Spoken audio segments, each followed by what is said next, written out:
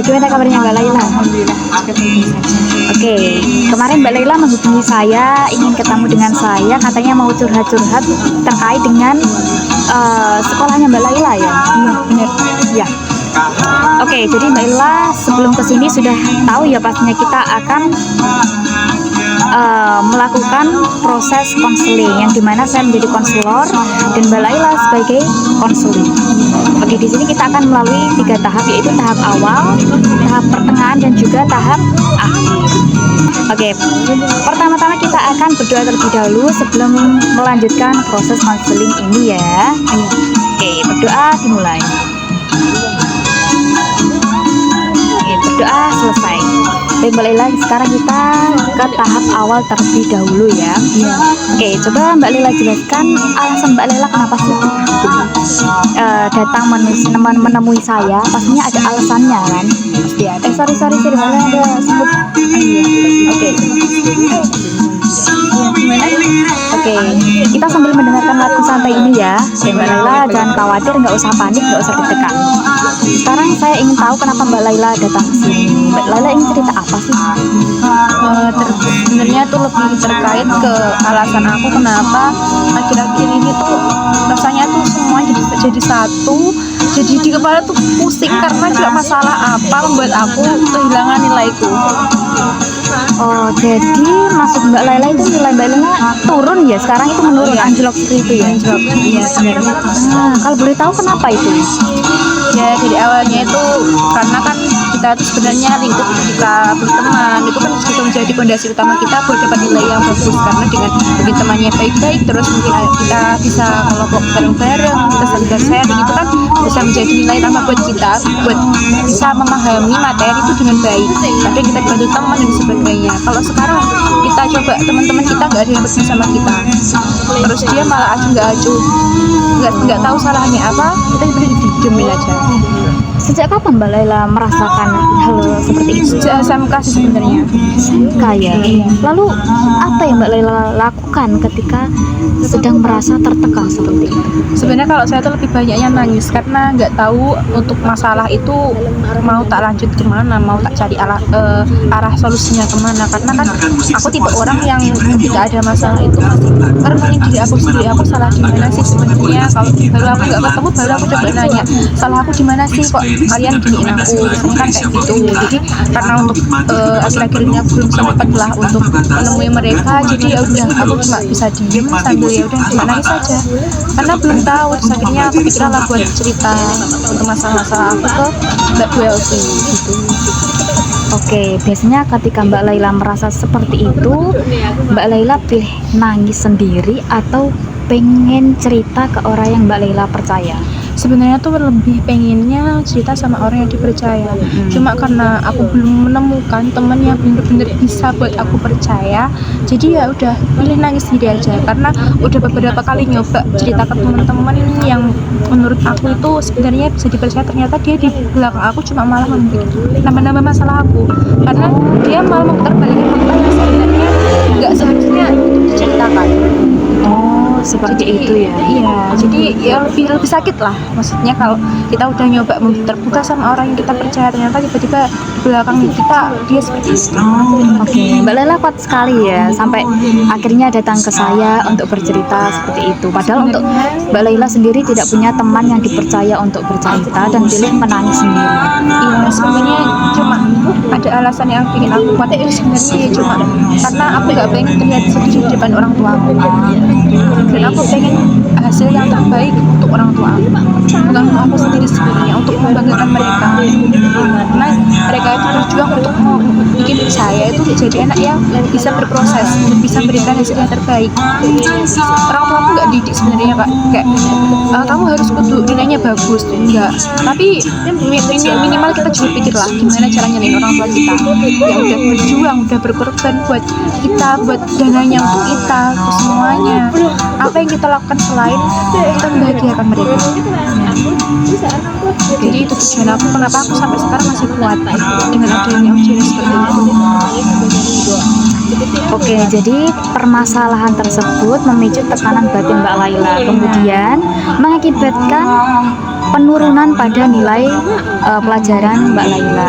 Mbak Laila mengatakan bahwa wali kelas pun mengatakan bahwa prestasi Mbak Laila juga menurun dikarenakan mungkin ada beberapa hal ya yang tidak bisa diceritakan secara langsung, dan akhirnya Mbak Laila memutuskan untuk datang ke saya seperti itu ya.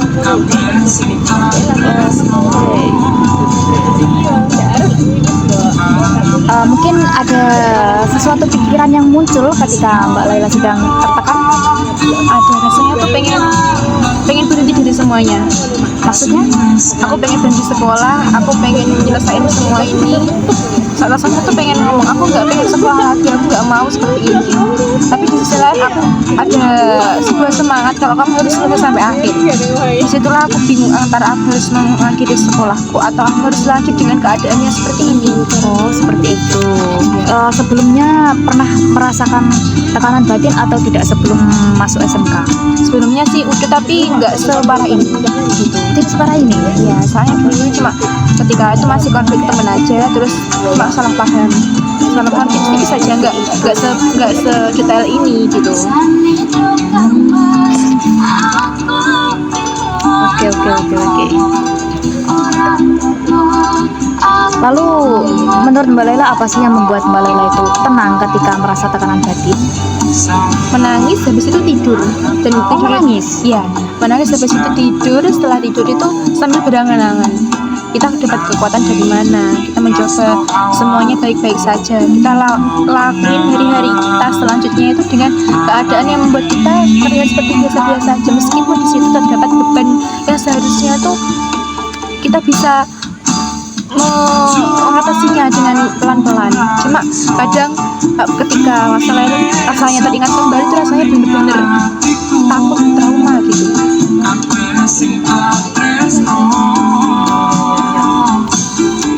Oke, Mbak Laila, sekarang kita akan masuk ke tahap akhir ya. Di sini saya ingin menyimpulkan tentang permasalahan Mbak Laila terlebih dahulu ya, sebelum masuk ke tahap akhir. Jadi Mbak Laila ini mengalami tekanan batin, ya Allah Sofi. Merasakan tekanan batin dikarenakan mungkin apa tadi?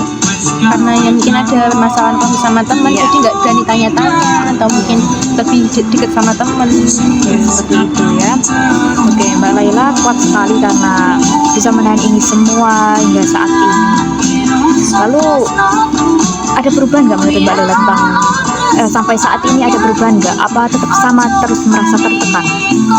Alhamdulillah semakin kesini itu karena sudah terbiasa, dan kemudian kita mencoba untuk ya bodo amat meskipun di situ kadang kita kepikiran, ya udah mulai perlahan, ya udah kalau emang nggak bisa diperbaiki ya udah kita jalan-jalan yang lebih baik-baik lagi untuk kita sendiri aja. Maksudnya kita nyoba untuk memperbaiki diri kita sendiri dulu, nanti dari situ mungkin teman-teman jadi mungkin tahu lah, mungkin kalau kita sudah memperbaiki diri, kalau ada kesalahan, jadi setelah itu mungkin teman-teman bisa lebih baik lagi.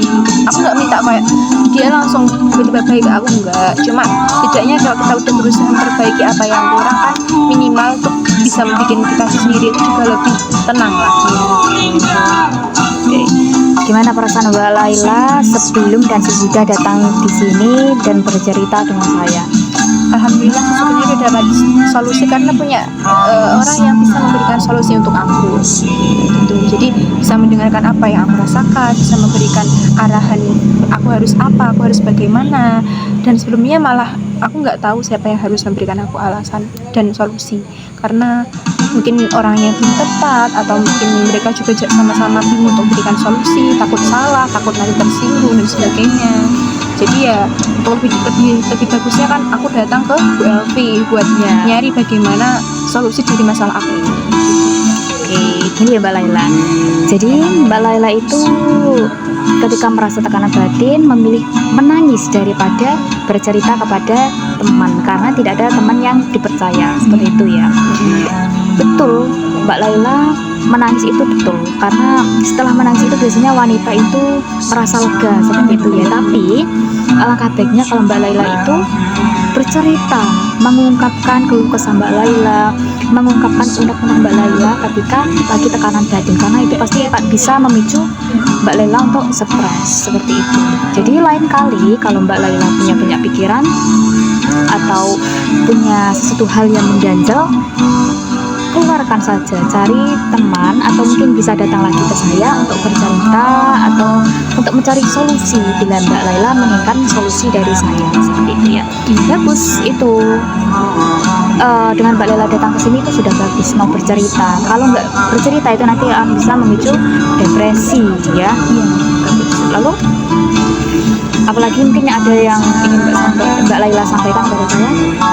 Untuk itu aku minta solusi gimana cara aku buat memulihkan rasa tekanan batin itu dengan hal yang lebih positif, karena kadang kalau udah tekanan batin itu rasanya tuh ingat apa itu langsung trauma, ingat apa langsung trauma, sedangkan aku punya sakit yang dimana sakit itu kadang karena pikiran seperti tipes, lambung, dan itu sering kambuh kalau aku lagi depresi, lagi stres lah dengan adanya berbagai tugas, kemudian ada masalah sama teman lah, atau mungkin dengan ada masalah sama diri aku sendiri. Jadi kadang itu ketika jadi satu semuanya rasanya bener-bener aku bingung mau nyelesain yang mana dulu gitu.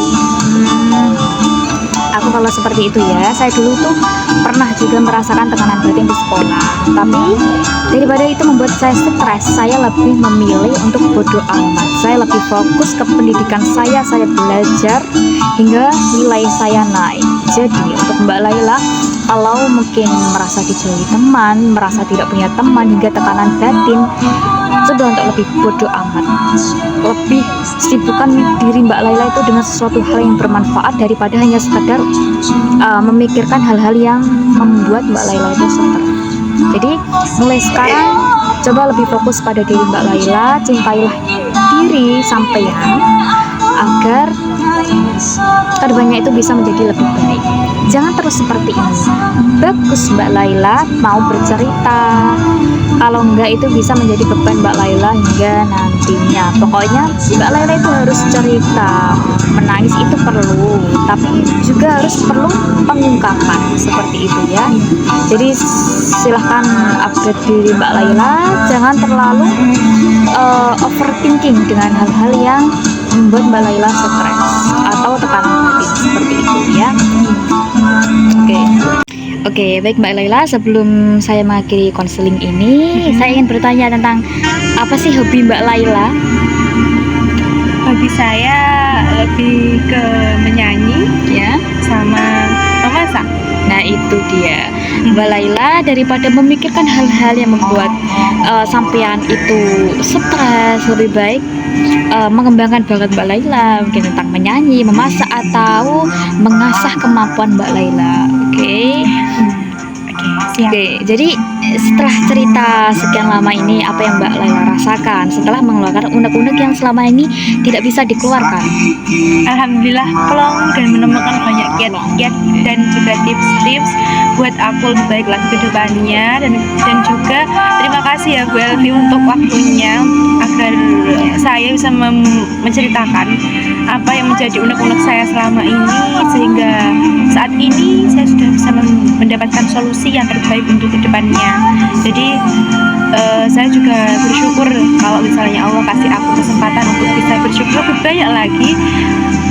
Ingin aku gunakan untuk terus bercerita, terus bermuhasabah untuk lebih baik lagi ke depannya bagaimana, dan juga semoga Bu Elvi nggak waleh ya untuk dengerin cerita saya. Sengaja nggak akan kok. Mbak Laila bisa menghubungi saya kapanpun itu. Saya akan menjadwalkan waktu untuk bertemu dengan Mbak Laila seperti ini.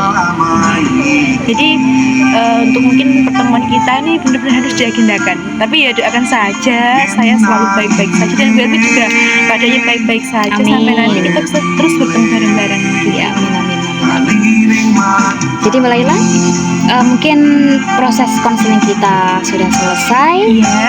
Cara saya seperti itu, fokus saja terhadap diri Mbak Laila sendiri, jangan terlalu memikirkan hal-hal yang membuat Mbak Laila itu sampai tekanan batin seperti ini. Itu memang kalau terjadi lagi tekanan batin seperti itu, Mbak Laila harus cerita. Menangis itu juga perlu, itu kan membuat kita lega ya. Itu perlu, tapi gak setiap hari. Iya, itu juga baik ya, matanya bisa sakit. Jadi Betul. bisa menghubungi saya kapanpun itu, saya akan menjadwalkan waktu saya untuk Mbak Laila untuk mendengarkan cerita Mbak Laila dan memberi solusi Mbak Laila ketika Mbak Laila membutuhkan solusi dari saya. Gitu ya. Oke, karena proses konseling kita sudah selesai, mari kita berdoa untuk mensyukuri apa yang telah Allah berikan kepada kita sampai dengan waktu ini. Oke, berdoa dimulai. Doa selesai. Oke, makasih ya Mbak Laila sudah mau datang di sini. Terima kasih. Oke, mau langsung pulang atau mau di sini dulu? Mau langsung pulang aja. Oh, tapi iya. Iya, dia kan di sini lah, soalnya udah malam gitu. Oke, saya mau di sini dulu soalnya. Oh iya. Jadi saya duluan ya Mbak ya. Hati-hati ya. Oh iya, terima kasih. Iya, hati-hati. Coba ulang lagi. Oke, terus